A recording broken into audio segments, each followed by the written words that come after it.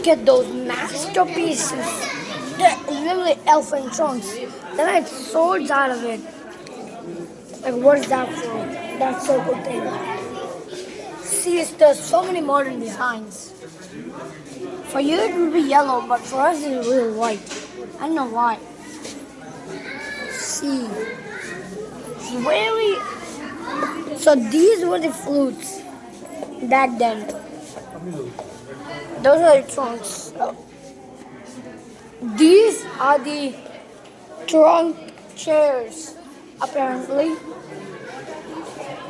So they can literally be used for rods. I mean, for kings. And this is the modern chess. There's the modern chess. See, here's the modern chess. See?